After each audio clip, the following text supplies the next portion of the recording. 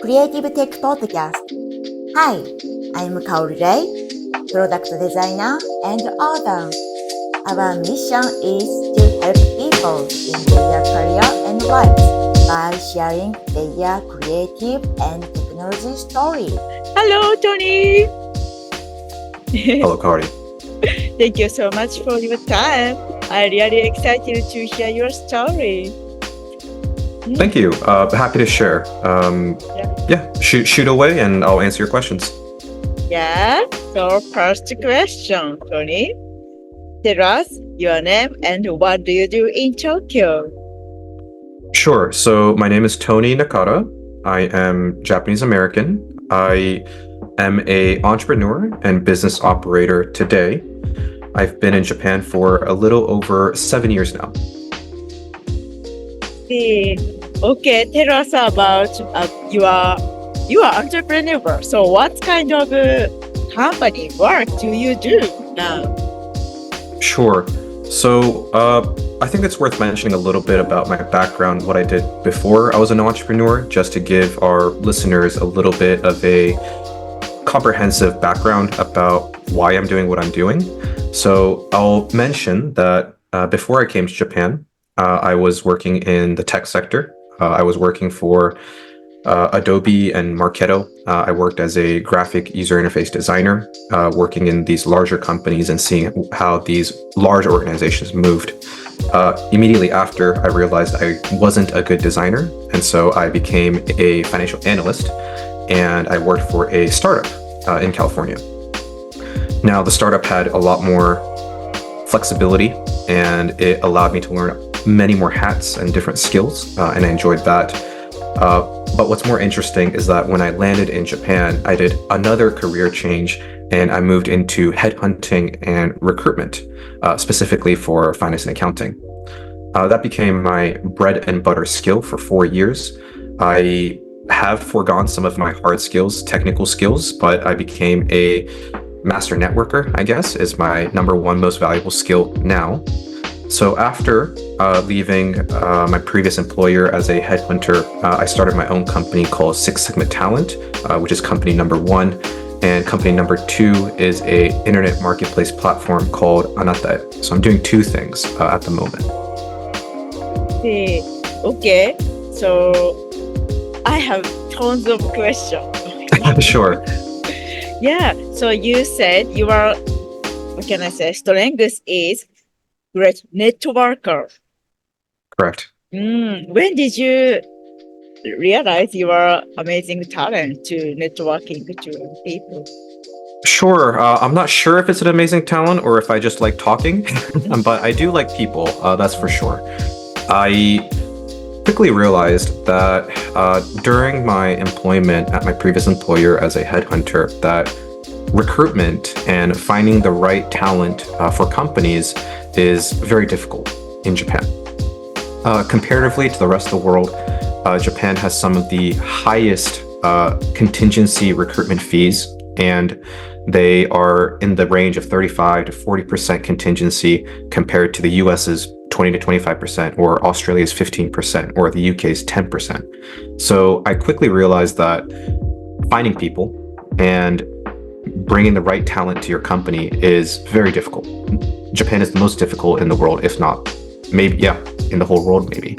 So that's when I realized that networking, being able to find the right person at the right time, knowing the right name for the right skills, and already being a warm call instead of a cold call was very valuable.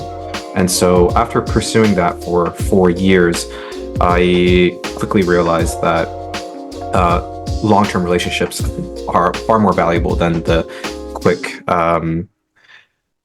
relationships that people try to build. And so I've just been networking. I've been talking to people, I've been calling people, I've been going to dinners, lunches throughout Tokyo. And I guess today, I'm proud to say that I've got over 10,000 followers on LinkedIn.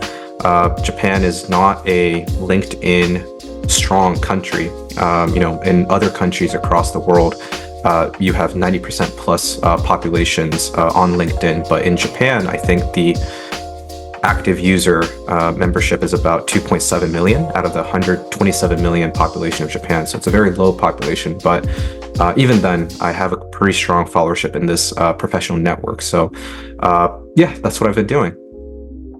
I see. So okay, so Japanese recruitment is so unique compared to other country. One is okay, so as a company, they have to pay for tons of money to recruiting company. This is only Japanese culture. Yes, absolutely. Yeah. So, I mean, startups in Japan are still, I think, relatively new compared to the US or Europe. I think the VC and startup ecosystem in Japan is still in its infancy, which is very exciting for me, but also a little aggravating at times. Now, that being said, most big Japanese companies, they don't have to do mid-career recruitment usually because they have such a strong shinsotsu, like new grad program, and they train a lot of generalists from the young age. However, yes, when a startup wants to recruit a lot of new employees, they will probably have to consider that their first year's payroll, they'll have to pay an additional 35% on top of that for recruitment fees, which is devastating to think of as a founder, business operator, or even the investors who are thinking about investing into a startup. I see. Interesting. Okay. Yeah, startups, almost all startups, they don't have many budget, a lot of budget compared to big companies. So it's tough to find great talent, especially bilingual. I see. Yeah. Yeah, this is a big pain point. And also tell us about your observation why Japanese people, they don't use LinkedIn compared to other countries. Sure. So, I mean, just the facts themselves, the numbers itself are low, first off. And some observations I've made is that although LinkedIn across the world is used as a professional network, just as you might be on Facebook or Instagram, but professionally, in Japan, I think there is this understanding that if you're on LinkedIn, you might be looking for a job. And so Japanese employees who are on LinkedIn are scared that their employers might see them on LinkedIn and assume that they're looking for a new job, which is not the case. A second observation, which I don't like and it's highly aggravating, is that in Japan, I think Facebook cemented itself as the networking platform for professionals, especially startups, before LinkedIn became the networking site for professionals. So to this day, when I work with professionals who are at small to medium-sized enterprises or startups, they'll send me a Facebook request. And so for me personally, I had to go and delete my old Facebook with my high school pictures and college pictures where there was a lot of US college party scenes and make sure that the Facebook profile that I use for Japanese professional networking was a lot more sophisticated and professional looking. I see. Thank you so much for sharing your personal story. And I think okay, can I talk about my... Please, yeah. Yeah, I guess. One, language barrier. Many Japanese people... Sorry, it's noisy. It's okay. So, I can't hear anything on my side. Okay, thank you. So many Japanese people, we have language barrier. So almost all people who use LinkedIn, they text via in English, right? So I think this is one reason. And second, Twitter is so popular in Japan. So even like official some companies event or conference, they don't have contact us. I was so angry. Hey, I want to participate as a volunteer. They said, please contact us via Twitter. I don't have a Twitter account.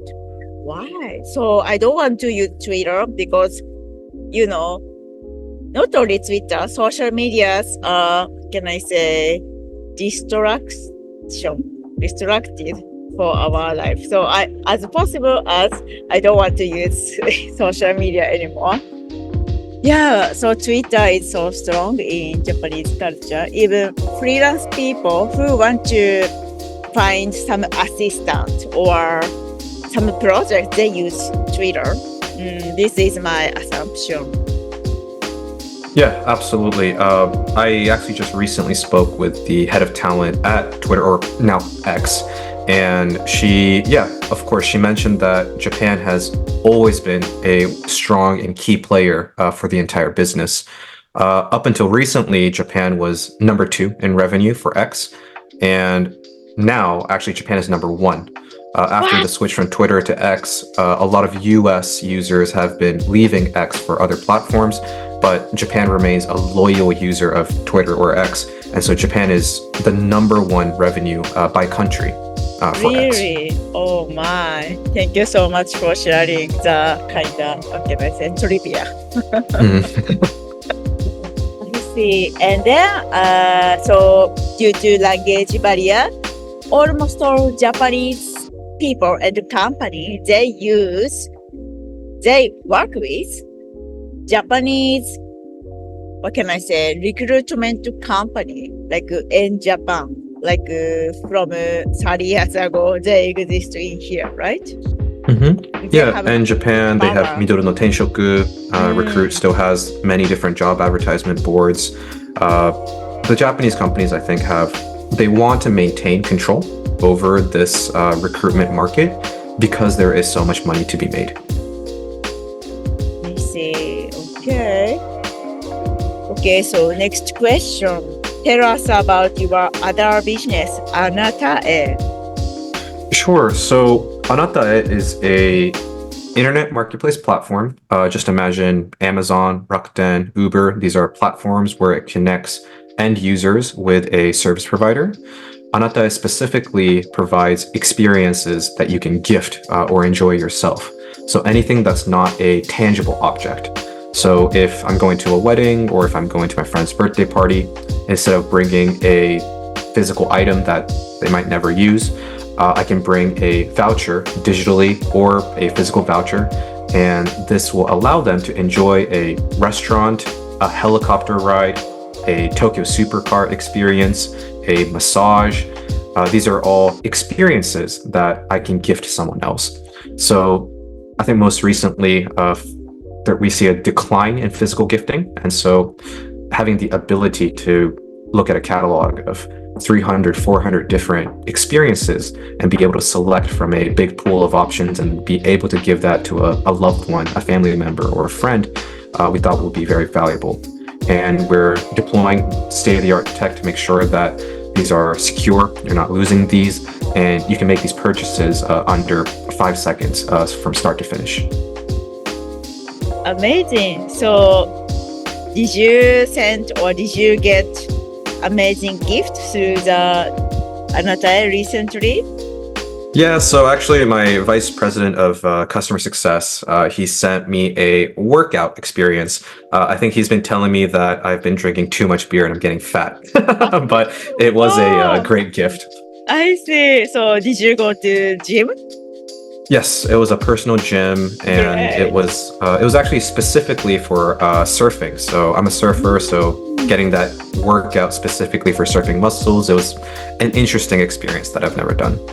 Amazing. And something that I'll remember forever, compared to, I don't know, a wine bottle that I might drink and forget about. Okay, so when did you come up with this idea, Tony? Sure. So this is very interesting. The way Anatae came about is unorthodox. So I think most often startups and founders, the idea comes before the investors. In our case, it was the reverse. So with Anatae, before myself, my co-founders started this idea, there was an investor that came before that. And the investor's name was OTM Capital, a French venture capital firm. Now, the president and founder of OTM Capital, his name is Pierre-Edouard Sterine, a French gentleman. He is also the founder of a internet marketplace platform for experiential gifts called Smartbox in France. Now, Smartbox has been around since 2003, so 21 years of operations. They have annual revenue of over 550 million euros, so that's about, 700-800 oku yen a year at the moment. This is a giant company. They know that it works. They have 13 countries and operations in Europe. and they wanted to bring Smartbox to the US, the UAE, Dubai, and Japan as well. Now, the usual playbook would be to create a subsidiary of Smartbox and start the Smartbox operations. However, Pierre Edouard, he wanted to be a little more interesting. I believe OTM Capital, the VC, is more his favorite son now. So using OTM Capital as the financial vehicle, they went to these three regions, the US, Dubai, and Japan, and they started a competition amongst co-founding teams. They used their networks to bring together potential co-founders, and the co-founders would then compete, do market research, put together a business plan, and pitch to the VC as if this was their own idea. Luckily, myself and my two other co-founders, we won this competition. So we, quote unquote, got the rights to start Anatae. And after we started Anatae Kabushiki Gaisha by ourselves as a company in Japan, after that, the venture capital firm came in with a pre-seed round. So this pre-seed was unlike any other. Usually pre-seed rounds in Japan are under 1 億円, but for ourselves, we were able to secure 6 million euros, which is about 10億円 with today's currency exchange. So I don't want to be quoted on this, but I think we did break the pre-seed record with this round of investment.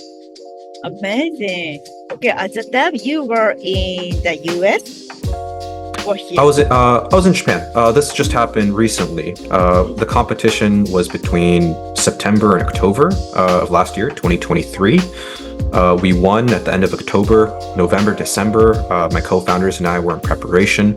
And then the incorporation for the company started this year, January 9th, 2024. And then within 2-3 months, I did all the headhunting, recruitment, and now we are a company of 24 employees. Really great. But again, this is where I think the recruitment component comes in. As a co-founder with headhunting and recruitment experience, I was able to bring all 24 people with 0 other agencies involved. So that means I saved 35% of our first year's annual payroll. Thank you so much for listening our Creative Tech podcast today. We hope our story to help your career and life. See you soon. Bye bye.